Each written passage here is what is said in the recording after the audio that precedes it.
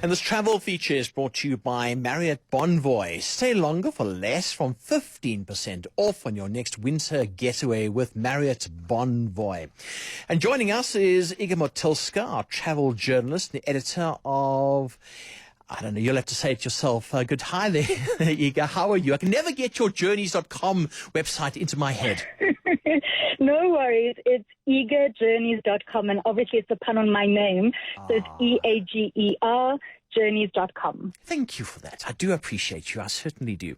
All right, Iga, now tell us about this cruise in Alaska, this NCL cruise. Alaska's lovely, but it's freezing. But then it's freezing in Gauteng anyway, isn't it? Exactly. And to be honest, I thought that Alaska was going to be much, much colder than it's been in Joburg with all the snow this week. But in reality, you know, the average temperatures in Alaska in May range from about 7 to 15 degrees centigrade. And that being said, of course, there's the possibility of sunshine and rain and wind and possibly even snowfall in the mountaintops. Yeah, but I mean, it was actually rather mild. And I must say, I was really nice and warm. But I think that's probably because I layered up. I think it's so important to have the right gear. And I went out and I bought long johns and I got some high-tech puffers and those 3-in-1 jackets and waterproof shoes and beanies and all of that. So I was really nice and toasty, and it kind of made me realize, gosh, I can't believe I've been so cold in Joburg this week. But essentially, I did a week-long cruise. It was with Norwegian Cruise Line, and we started from Vancouver. We did 6 different port stops, and we ended up in Seward. And, of course, I did so at the start of Alaska's summer cruise season, and that runs between May and September. And then during this time, the 49th state transforms essentially into kind of the land of midnight sun. That becomes its moniker because it boasts very long days of up to 18 hours of sunlight, of course, due to the summer solstice, which gave us enough time to go and explore glaciers and do hikes and go and do some salmon bake-offs, take some lovely gondolas to mountaintops. It was really quite something. So I love the fact that those extended days does give you the opportunity to see so much more. And something else I want to say, despite it being cold or nippish in Alaska, I really recommend packing your swimming cozy, because we were on the jacuzzi, on the cruise deck, having a wonderful time, and you can't even... You know, you don't even feel the cold, I guess, in that sense. That's quite something. That actually is quite something, because you think about Alaska being freezing, but that is something to do. Tell me something. It's Alaska. Is it expensive to do this? It is, in terms of trying to get there flight-wise, which is why I recommend booking your flights at least 6 months, even up to a year or 2 years ahead of time. But the cruise in itself was really, really affordable. And NCL, for example, as with many other cruise lines, they have different kinds of specials. The special that I was on is called 3 at Sea, and that includes specialty dining, all of your beverages, including alcoholic beverages, premium internet, a discount on any kind of your shore excursions, and a number of other specialty kind of treats and so on. So the flights, I would say, are the priciest things. But if you think about it, once you're there, it's all-inclusive. And I did a lot of self-exploration of going around and, you know, exploring each of the different ports. And you can naturally, of course, do a shore excursion. That'll cost you a little bit more, but there are certainly ways of saving, especially if you book ahead of time. Yeah, it's worth it. It certainly is worth it. All right, let's go from Alaska then to Stellenbosch and tell us about the secret season in the Western Cape and the Stay and Play winter promotion in Stellies. Yes, so I must say, Ray, this is the second winter that I'm spending in the Western Cape and in Cape Town. And it is not as cold as people imagine. I think it might be a conspiracy theory to keep us Joburgers and values away. I think so too. but it's actually quite mild. And besides, obviously, the rain, which comes in drips and drabs here and there are beautiful sunny days in between. So I would say that the secret season is a wonderful time to explore the Western Cape. And of course, it ends up being so much more affordable. So last week, my bestie and I were in Stellies, and we wanted to take advantage of all the awesome deals. And so Stellenbosch runs the Stay and Play winter promotion. It's on at the moment, and it's on until the end of August, so until the 31st. And there's a very large selection of discounts on accommodation and tours and sightseeing experiences. And of course, they do this promotion every single year. So again, if you book ahead of time, you know you're going to get some really great deals. And it's all about just indulging in the art of wintering. So doing wining and dining, wine tasting, sitting in front of a fireplace.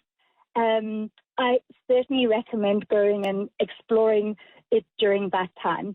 So while we were there, we did an electric bike tour with Adventure Shop.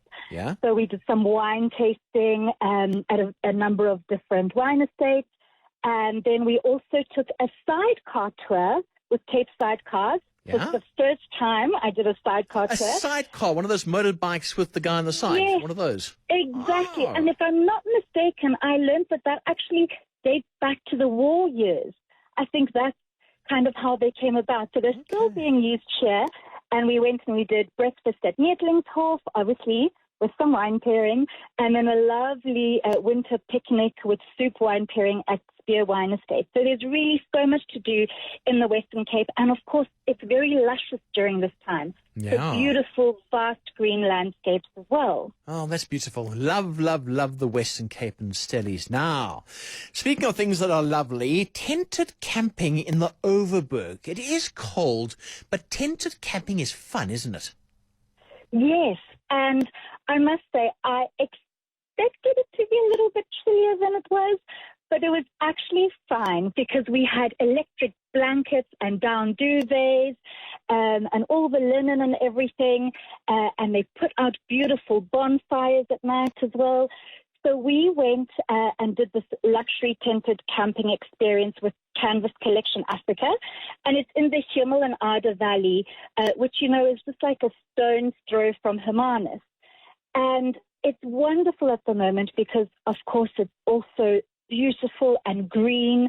They're running a winter special as well when you can get really, really good deals, especially because it's all-inclusive. So their winter promo is running until the 31st of August.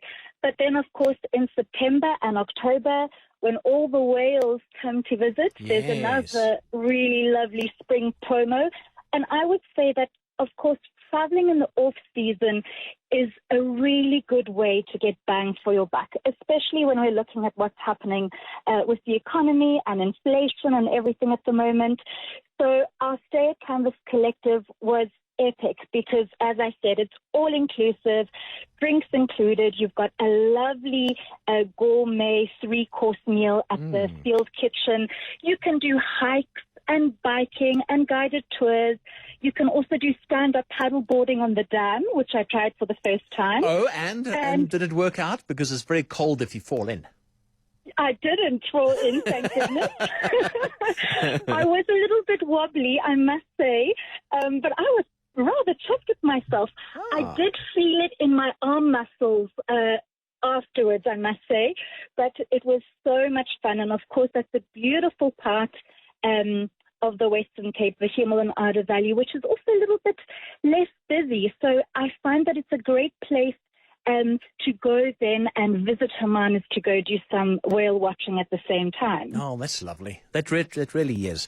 Now, before I let you go, tell us about the special with Air Belgium. It sounds fascinating. Yes, and so Air Belgium has just added 2 more weekly flights from Johannesburg, of course, to Brussels in Belgium via Mauritius. And so this is on top of their direct flight. But how is this, Ray?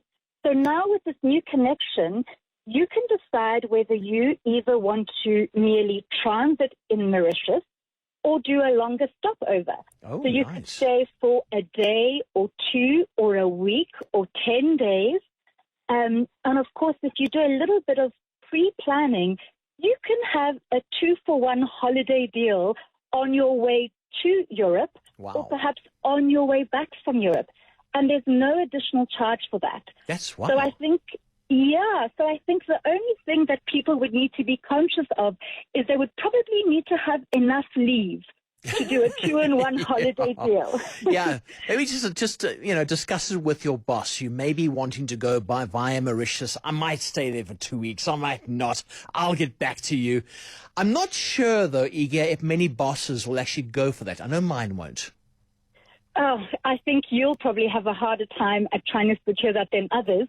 But thankfully, I find that with this hybrid work setup and with remote working, I feel that a lot of companies have realized, that they do employ self-starters and people who are actually really productive when they're sitting on a beach sipping on a mimosa. You're actually quite right. Working from home during COVID helps a lot. I was way more productive. So me too. I'll go and speak to my boss, see what he says. Iga Motylska, thank you so much. Travel journalist and editor of eagerjourneys.com. Thank you so much for coming on to 702 and chatting to us once again. Yes, and I can't wait to chat to you again, Ray. Have a wonderful, warm weekend. You too. Thank you, and thank you. There we go. Simple as